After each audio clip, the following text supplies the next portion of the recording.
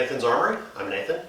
So tonight I'm going to talk a little bit about natural rights or God-given rights and the Second Amendment. Because a lot of people are saying the Second Amendment is like a God-given right, like guns are given to us by God, which is not actually the case. Indirectly they kind of are, but let me get to that point and explain it. And I'll try to keep it simple. Okay, so back in the day, our founding fathers had an argument with the King of England. The King of England believed he had divine right of kings. Because he was born a king, he had the right to do whatever he wanted to his subjects. Okay, and what our founding fathers said is, no.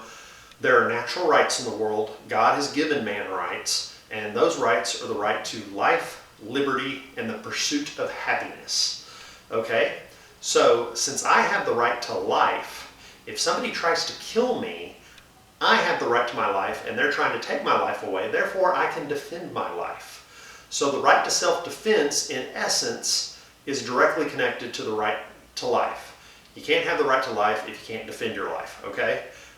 So self-defense is a natural right. I should be able to protect myself from being killed arbitrarily by people. So if the King of England or somebody else said, okay, I want all the people of this class and race killed, then I would have the right to rise up with that class and race and try to defend myself and convince other people to join me, because you can't just arbitrarily kill a whole bunch of people. Okay, so if we assume that we have the right to life and the right to self-defense because we have the right to life, then here's the next idea, and that is that I have the right to bear arms. If my government came and said, you have the right to defend yourself, but you can only use a pointy stick, and I go, but wait a second, when I go to the grocery store, people are getting shot by criminals all the time. And they go, well, the criminals have guns, but that doesn't matter. You get a pointy stick, Nathan. I'd be like, man, this isn't exactly fair. So that's why in my state, I have a concealed carry license and can conceal carry to defend myself against people who would arbitrarily come and try to take my belongings and my life. I can defend myself. It's nothing out of the ordinary. Back in the day when you would travel around in unsafe areas, you would carry a firearm back in their day. And in the Civil War, in the West, when you lived in the frontier, everyone carried a firearm because they could protect themselves from any attackers, whether it be an Indian or another colonial at the time. Okay, so I have the right to self-defense. And that, because I have the right to life and self-defense, I have the right to protect myself with something that is reasonable. What is reasonable? Okay. If the bad guys have pistols, I should have a pistol, okay? That's reasonable. Now, also our founding fathers decided that if the government got out of hand, we should have the right to replace them through elections. And if the elections broke down and they stopped having elections and started being tyrannical and not allowing us to do stuff, well then in that case we could overthrow the government and put one back in that was legitimate. All right, so let's go over what they did then. So they said, because we have the right to life, liberty, and the pursuit of happiness, we're going to set up 10 rules that the government has to follow, called the Bill of Rights. And these are rights set up that even if you get 51% of the people to go against them, you can't just throw them out. These are the rights that the people have no matter what the majority says. They don't want majority rule. They want majority rule in everything but what they set up in the Constitution. So if the majority wants to say that they want chocolate ice cream, that's fine. If the majority says, let's say 51% said, we want people to go down there and kill Nathan and all his friends and everyone in his neighborhood, that's not fine, okay? And that shouldn't be fine for them to do that to you either. So they set up free speech and religion, okay? You can have freedom of speech and freedom of religion, but you can't use your free speech to kill people. You can't say fire in a crowded theater and have people trample themselves to death. So your limitation is you have free speech up until the point that it endangers other human beings in your country, okay, or in the world. So free speech is limited by not hurting other people physically, pretty much. And then you have freedom of religion. Okay, I can go and have whatever religion I want and worship the way I want, but I can't drag you out, put you on an altar and cut your heart out and give it to my God like the Mayans. I can't do that because that infringes on your right to life. So I can't use my right of religion to infringe on your right to life. So see how there's kind of a rule there?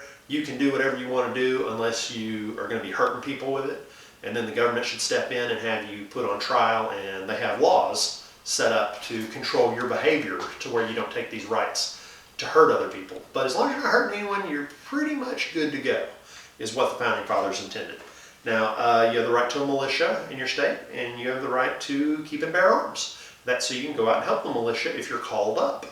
Okay, so the idea is being the government can never completely take over and take away your life, liberty, and pursuit of happiness if you're armed and if you can form a militia to keep them from doing it. So that is a check against the government to keep them in line so they don't start taking these 10 rights away.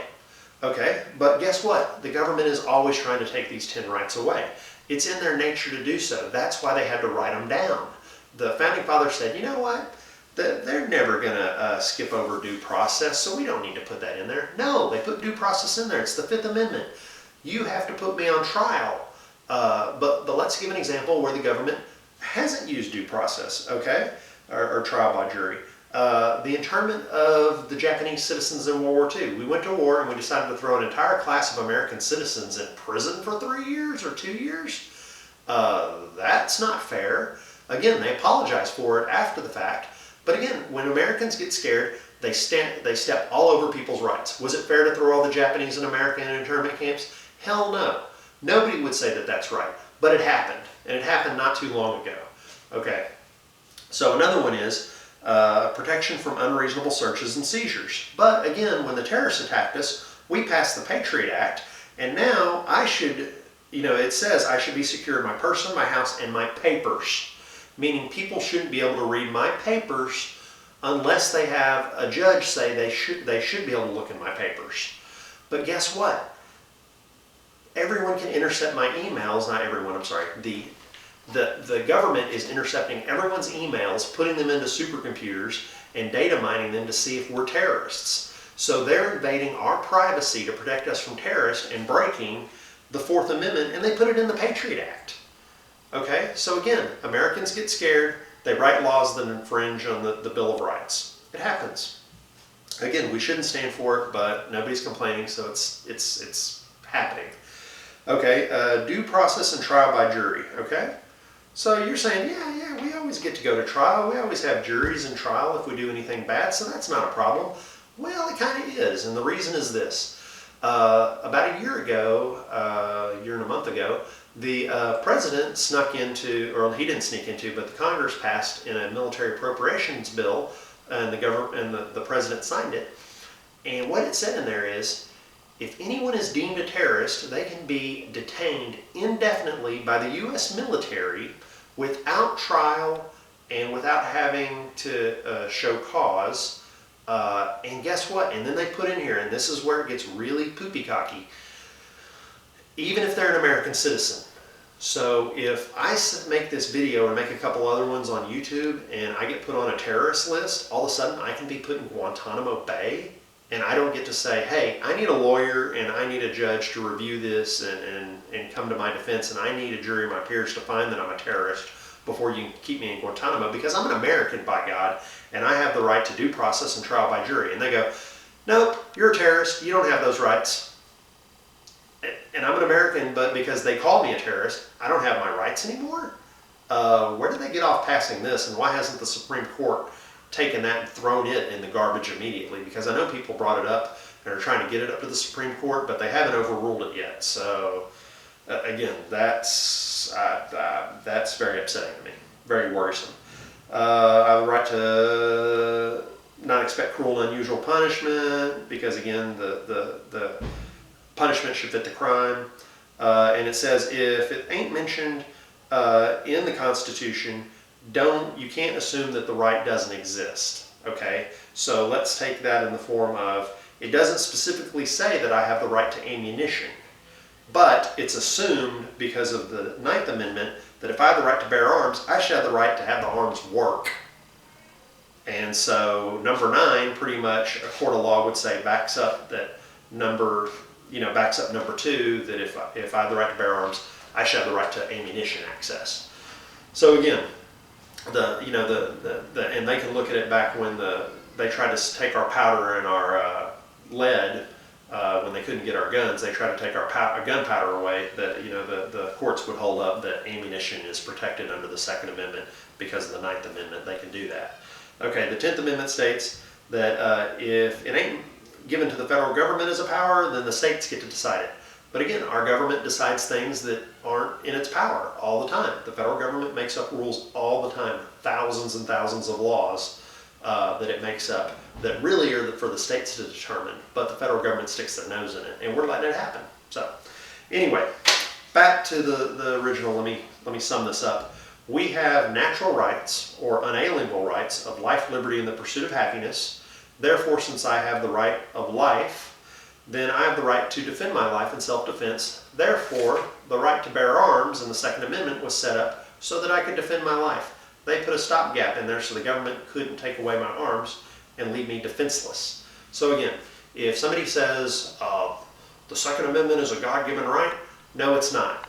But the defense of your life and your right to life is a right, so it's reasonable that you should have arms, and that's why the Second Amendment exists. It's directly tied to the right to life. And the top 10 amendments, they can be changed and taken away, but they were put there to protect life, liberty, and the pursuit of happiness. So remember that when the next person says guns are a God-given right. No, life and defense of life is a God-given or natural right, and the expectation to be able to use arms is put there so that you can defend your life. So it is connected directly, but it's not necessarily, it's 2 steps away from the original intent. But it is there, and it is reasonable to say that if I have the right to life and self-defense, then I have the right to use arms, since arms can be used against me. So thank you again, and as always, God bless America, and long live the Republic.